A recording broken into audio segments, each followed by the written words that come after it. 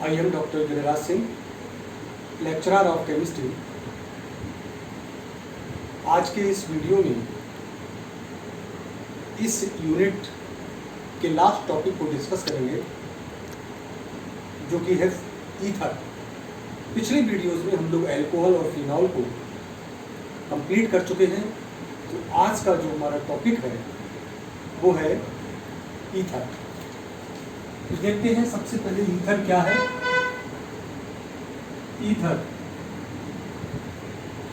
Ether का introduction देखेंगे कि ईथर की उत्पत्ति कहाँ से हुई है, इसको किस प्रकार से हम डिफाइन कर सकते हैं। तो ईथर के बारे में देखेंगे। ईथर क्या है? ईथर का जो फंक्शनल ग्रुप होता है, क्रियात्मक समूह, फंक्शनल ग्रुप, ये ऑक्सीजन होता है। ओ, 2 लोन पेयर ऑफ इलेक्ट्रॉन होते हैं इसके ऊपर और दोनों ओर आर लगे होते हैं। इसे हम ईथरीय ऑक्सीजन कहते हैं, क्रियात्मक समूह। इस ईथर को किस प्रकार प्रदर्शित करते हैं? इसको ROR से व्यक्त करते हैं। ROR डैश कर सकते हैं, इसे ईथर कहते हैं।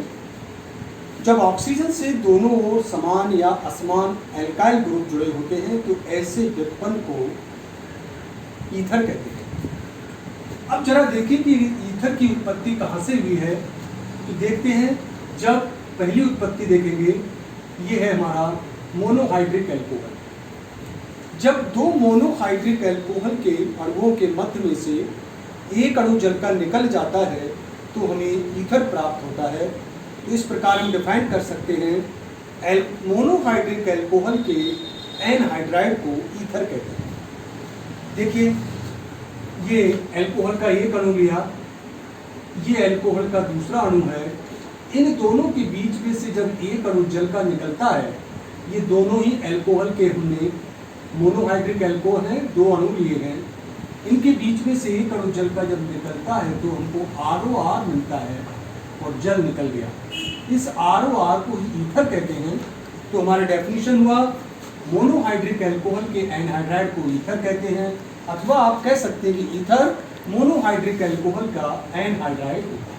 पहली डेफिनेशन ये फर्स्ट। सेकंड तरीके से भी हम इसको समझ सकते हैं, ये हमारा जल है, जल को HOH कहते हैं, वाटर।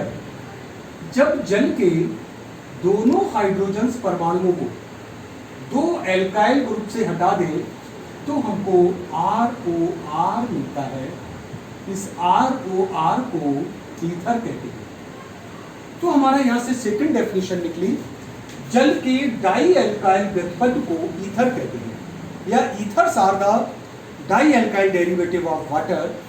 जल के डाई एल्काइल व्युत्पन्न को ईथर कहते हैं। एक तीसरा डेफिनेशन और कर सकते हैं हम एल्केन से। एल्केन का जो प्रदर्शित करने का फार्मूला है वो RH है। अब अगर एल्केन का एक हाइड्रोजन परमाणु हटा दें हम एल्कोक्सी ग्रुप से, ये OR जो है ये एल्कोक्सी ग्रुप है। तो एल्कोक्सी ग्रुप से जब हटाते हैं तो हमको ROR मिला। इस ROR को ईथर कहते हैं। तो यहाँ देखेंगे ध्यान से, एल्केन का एक हाइड्रोजन परमाणु एल्कोक्सी ग्रुप से हटाने पर हमको ईथर मिलता है। इसलिए एल्केन के एल्कोक्सी व्युत्पन्न को ईथर कहते हैं, या ईथर एल्केन के एल्कोक्सी व्युत्पन्न कहलाते हैं। और इसी के आधार पर जो ईथर्स हैं, उन ईथर्स का जो IUPAC नाम रखा गया है, उसे IUPAC में एल्कोक्सी एल्केन कहा जाता है, क्योंकि इसमें एक R एल्केन से आता है और एक R एल्कोक्सी ग्रुप से आता है, इसलिए इसका IUPAC नाम पड़ा एल्कोक्सी एल्केन। तो इस प्रकार हमारे पास 3 डेफिनेशंस आ गई ईथर की। हम किसी भी डेफिनेशन से इसको डिफाइन कर सकते हैं। अब इसका सेकंड चलते हैं, किस प्रकार से हम इसका classification and nomenclature, classification and nomenclature, वर्गीकरण और नामकरण किस प्रकार से करेंगे उसको हम देखते हैं।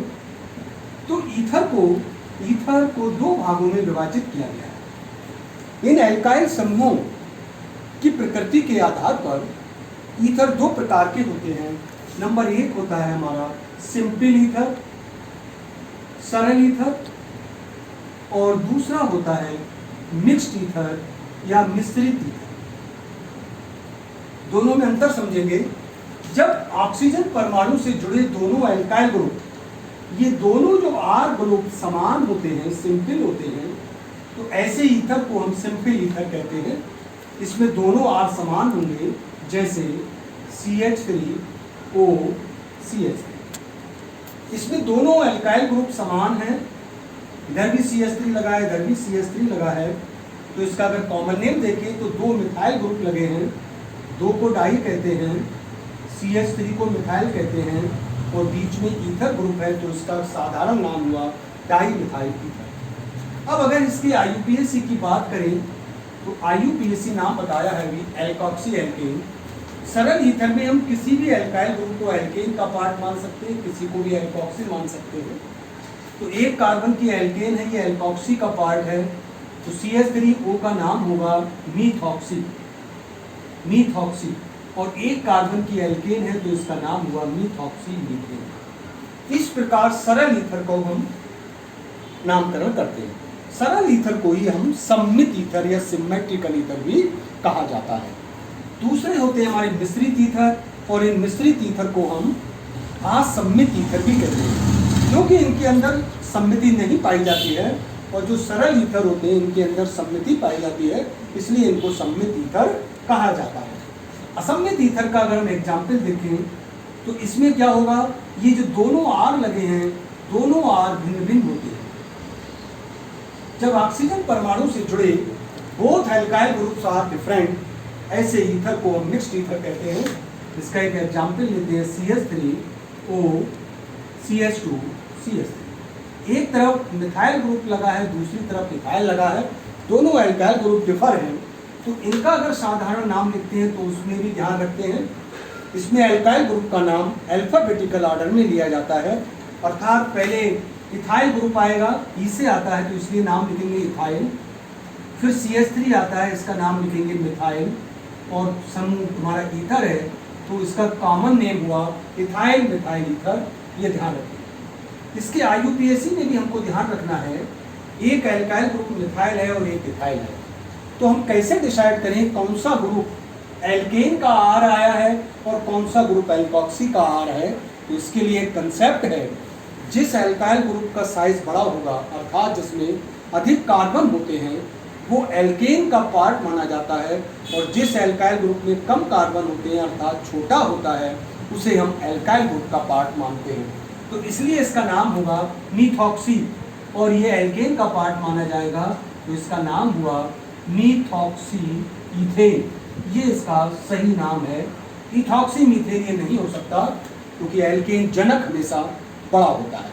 तो इस प्रकार हम ईथर का नामकरण और वर्गीकरण कर सकते हैं।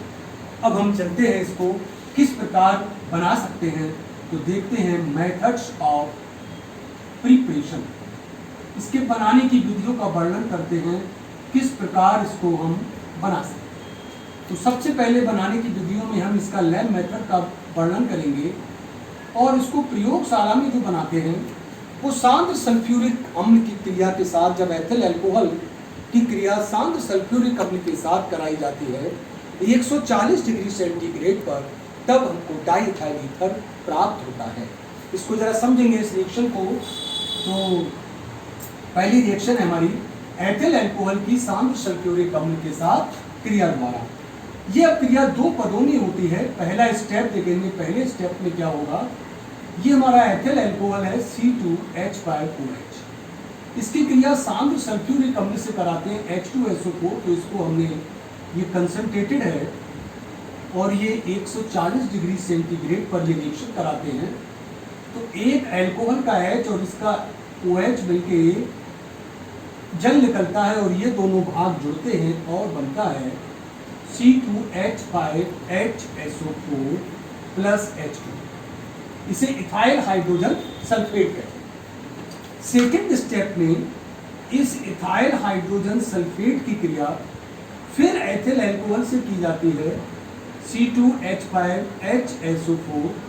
अब दूसरे एथिल अल्कोहल का अणु लेते हैं C2H5OH, टेम्परेचर 140 डिग्री रहता है, गर्म किया तो यहाँ का H और इसका H मिलके फिर H2SO4 निकलता है। ये दोनों भाग जुड़ेंगे, C2H5O C2H5 C2H5O C2H5 plus H2SO4। ये सल्फ्यूरिक अम्ल यहाँ से दोबारा निकल जाता है और इस प्रकार हमको ये डाई इथाइल ईथर प्राप्त होता है। तो यहाँ हम जिस ईथर के बनाने की और गुणों का बात करेंगे वो हमारा बनाने का डाई इथाइल ईथर रहेगा। डाई इथाइल ईथर को ही यहाँ पर स्टडी करना है। तो इस प्रकार अनवरत हमको कंटिन्यू ईथर प्राप्त होता है। तो ये अनवरत ईथरीकरण अपक्रिया भी कहलाती है, क्योंकि हम एथिल अल्कोहल और शांत सल्फ्यूरिक अम्ल के मिश्रण में एथिल अल्कोहल को मिलाते रहते हैं तो हमें निरंतर ईथर प्राप्त होता रहता है। इस प्रकार इसको प्रयोगशाला में डाई इथाइल ईथर को बना सकते हैं। एक और मेथड है इसको बनाने का जिसका नाम है बाई विलियमसन संश्लेषण, विलियमसन संश्लेषण मेथड। विलियमसन संश्लेषण विधि के द्वारा भी ईथर को बनाया जा सकता है। इसमें क्या होता है, जब हम किसी सोडियम एल्कोक्साइड की क्रिया एल्काइल हैलाइड से की जाती है ईथर विलयन में, तो हमको ईथर प्राप्त होता है। इस सब क्रिया को विलियमसन संश्लेषण कहते हैं। विलियमसन एक वैज्ञानिक थे और इस विधि के द्वारा हम कोई सा भी ईथर बना सकते हैं। तो हमें यहाँ पर डाइथाइल ईथर बनाना है। तो देखते हैं, जब हमने सोडियम इथॉक्साइड लिया, एथिल अल्कोहल का सोडियम लिया है, तो यह है सोडियम इथॉक्साइड। जब सोडियम इथॉक्साइड की क्रिया, अब हमने एल्काइल हैलाइड ले लिया इथाइल आयोडाइड और इसके साथ इसको गर्म कर दिया, तो यहाँ से Na और I निकल जाता है। साधारण क्रिया करा दीजिए, तो यहाँ से हमको ये मिलेगा C2H5O C2H5 plus sodium iodide यहाँ से निकल जाता है और डाइथाइल ईथर प्राप्त होता है। इस अपक्रिया को हम विलियमसन संश्लेषण कहते हैं और इससे कोई सा भी हम ईथर बना सकते हैं। एक तीसरा मेथड लास्ट और है बनाने का। अगर हम किसी भी एल्काइल हैलाइड की क्रिया सिल्वर ऑक्साइड के साथ कराते हैं तब भी हमको इथाइल ईथर प्राप्त हो सकता है। देखते हैं, जब डाइथाइल आयोडाइड की क्रिया जब इथाइल आयोडाइड की क्रिया हम सिल्वर ऑक्साइड का सूत्र होता है Ag2O। तो हमने इस Ag2O को इस तरीके से लिखा C2H5I प्लस ये, और दूसरा हमने इथाइल आयोडाइड का अणु ये लिया, इसके साथ इसकी जब क्रिया कराते हैं तो यहाँ से AgI निकलता है, यहाँ से दूसरा AgI निकलता है और ये दोनों अणु आप इसमें जोड़ दीजिए C2H5O C2H5 plus twice AgI। इस प्रकार हमको ये डाइथाइल ईथर प्राप्त हो जाता है और सिल्वर आयोडाइड निकल जाता है। इस प्रकार हम डाइथाइल ईथर को प्रयोगशाला में और इंडस्ट्रीज में भी बना सकते हैं। तो इस वीडियो में हम लोगों ने ईथर, उसका इंट्रोडक्शन, उनका डेफिनेशन, क्लासिफिकेशन और उनका नॉमेनक्लेचर किया, किस प्रकार उसको सिंथेसिस करते हैं इसका वर्णन किया, और अगले वीडियो में हम इसके गुणों का वर्णन करेंगे। आज के वीडियो में इतना ही। Thank you very much.